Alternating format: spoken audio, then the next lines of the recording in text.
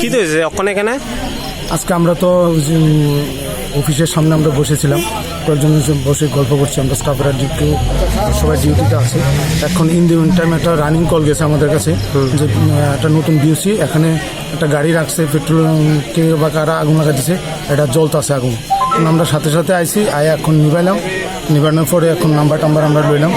গাড়িটার নাম্বার হচ্ছে TR034208, মানে নাম রয়েছে টুটন দাস গাড়ির যে মালিক।